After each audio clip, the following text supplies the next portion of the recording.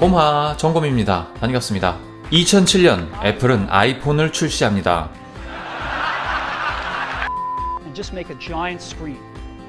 역대급 스마트폰 공개에 많은 사람들이 충격에 빠졌을 시기죠. 그리고 이 엄청난 아이폰을 출시하기 1년 전 잡스는 14년 후를 내다보고 하늘을 향해 하나의 작은 공을 쏘아 올리게 됩니다. So, let's talk about this box. This is the missing piece. Well, here it is. This is what it looks like. And internally we call it iTV. 그것은 바로 애플 TV죠. 이 이야기는 애플 TV와 애플 TV 플러스에 대한 이야기입니다.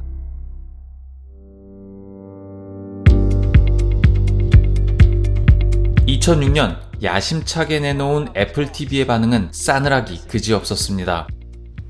Well, here it is. This is what it looks like. And internally we call it iTV. It's going to let you enjoy your media on your big screen flat TV. Right? That's what it's for.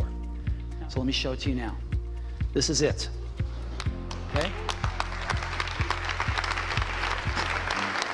심지어 그 화려한 잡스의 말발로도 커버가 안 될 만큼 심드렁한 제품이었죠. 제한된 컨셉은 신선했다고도 볼 수 있었지만 케이블 TV의 판도를 바꿀 수 있을 만큼 신박하지는 않았던 것입니다. 이름조차도 뭔가 좀 이상한 iTV였어요. 이 촌빨 어떻게 하면 좋냐 이걸? 심지어 잡스도 여러분의 DVD 플레이어와 셋톱박스와 함께 두어도 전혀 위화감이 없을 것이다 라는 논조로 이야기할 만큼 자신있게 내놓은 물건은 아니었습니다. 이듬해부터 아이폰과 아이패드 그리고 맥북들이 쏟아져 나와도 애플 TV는 도통 나올 생각을 하지 않았습니다. This is the new MacBook Air, and you can get a feel for how thin it is. Yeah, there it is. 그렇게 시간이 흘러 잡스가 췌장암으로 투병을 하고 있었던 2010년, 보통 비장의 무기를 소개하던 One More Thing에서 잡스는 스스로도 민망한지 One More Thing을 One More 합의로 정정하며 애플 TV 2세대를 발표합니다.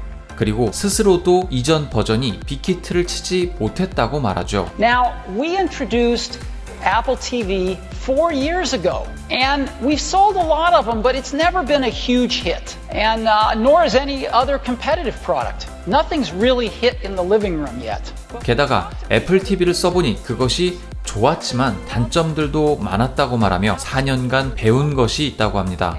첫 번째, 사람들은 헐리우드 무비와 TV쇼를 원한다는 것이었습니다. 아마추어가 아닌 프로의 콘텐츠를 원한다는 것이죠. 두 번째는 낮은 금액과 HD 화질의 콘텐츠를 원한다는 것이었습니다. 그리고 세 번째부터는 모두들 알고 있는 애플의 고질적인 문제들을 지적하죠. 이를테면 동기화 같은 것들 말이에요. 그리곤 공개합니다. 기존보다 4분의 1 크기를 차지하는 현재의 디자인과 유사해진 2세대 애플 TV를 말이죠. 이 기기는 와이파이로 작동하며 인터넷에 연결되고 애플 아이디로 로그인 시 모든 콘텐츠를 렌탈 또는 구매해서 즐길 수 있었습니다. 하지만 이때까지만 해도 VOD 시장이 그렇게 크지 않을 때였죠. 따라서 소비할 콘텐츠는 많지 않았을 겁니다. 이에 따라 잡스는 큰 한방을 준비합니다. 바로 TV쇼를 단돈 $1도 안 되는 금액인 99센트에 대여할 수 있도록 한 것입니다. 실제로 생중계되는 공중파 방송이나 케이블 방송이 아니지만 VOD 시장이 커질 것을 준비하고 제품을 미리 출시한 것이라고 밖에 볼 수 없어 보입니다.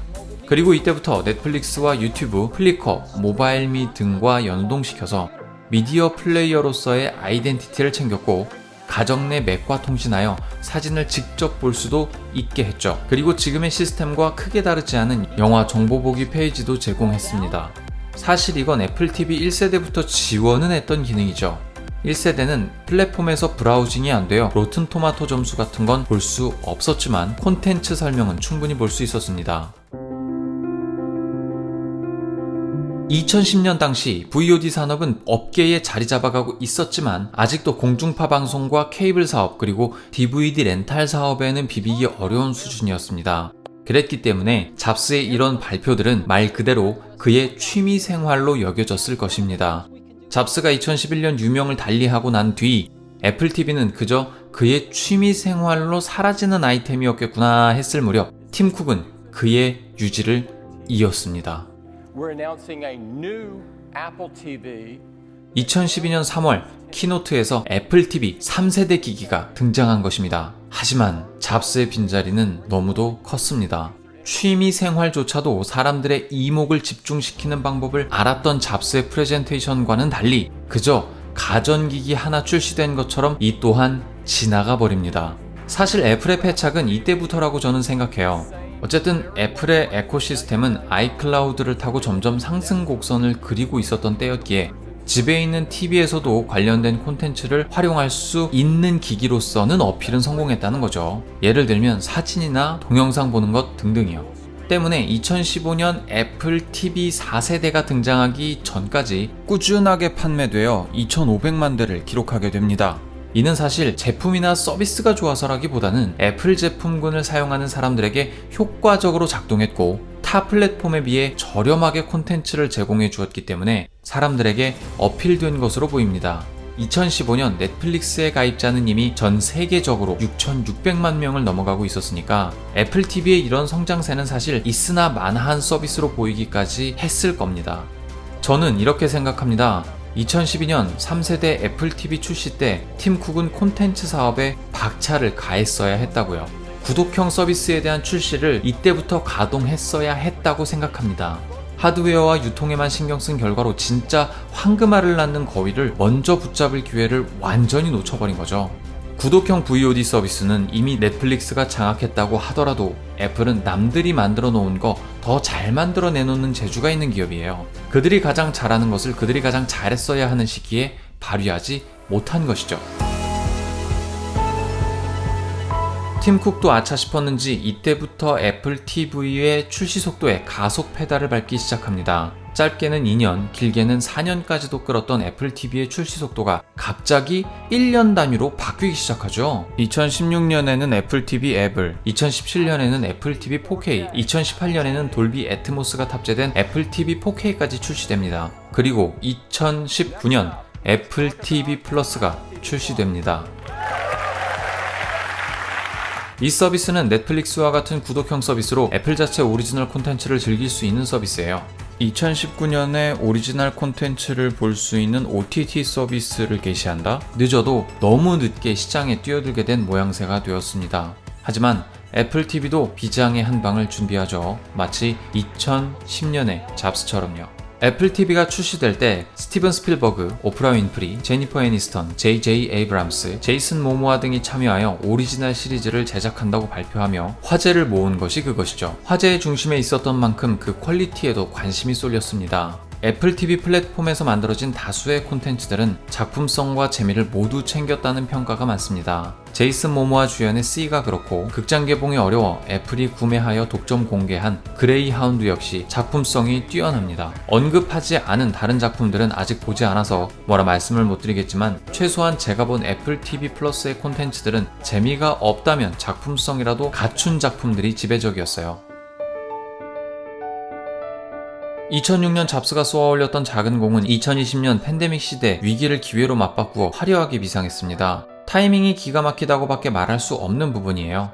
2015년 누적 판매량 2,500만 대였던 애플 TV는 2019년 11월 1일 애플 TV 플러스의 출시로 서비스 가입자 규모가 무려 3,400만 명으로 점프합니다. 물론 기기 판매량과 애플 TV 플러스 서비스 가입자를 놓고 상승세를 이야기한다는 건 어떻게 보면 잘못된 표현이라고 볼 수도 있겠지만 단순히 이 애플 TV라는 카테고리의 성장세를 판단해 보자고요. 그런 와중에 타 OTT 서비스에 비해 콘텐츠 양이 적어 사람들에게 어필하지 못하였음에도 불구하고 700만 명이라는 추가 가입자를 확보하는 데 성공합니다. 물론 1년 무료 구독권과 더불어 4.99달러라는 파격적인 월 구독료 때문일 것이겠으나 확실한 성장세를 이어간 것은 분명해 보이네요. 사실 저는 이 애플 TV 플러스 서비스가 잡스의 유지를 제대로 이행하지 못한 애플 수뇌부의 실수라고 생각합니다. 이미 하드웨어로 사람들이 콘텐츠 소비를 하게 하기 위한 창구를 퍼뜨려야 한다고 2010년에 역설하였음에도 사람들의 뇌리에 각인시키지 못했고 타 서비스에 비해 현격하게 떨어지는 상태로 2021년을 맞이했으니 말이죠. 하지만 애플은 2019년에 이어 2021년에도 야심차게 오리지널 시리즈 공개를 준비하고 있습니다. 일부 콘텐츠도 리뷰해보도록 할게요. 점검이 준비한 내용은 여기까지입니다. 재밌으셨다면 좋아요와 구독하기 잊지 말아주세요. 여러분의 댓글은 저에게 큰 힘이 됩니다. 여기까지 점검이었습니다. 꼼빡.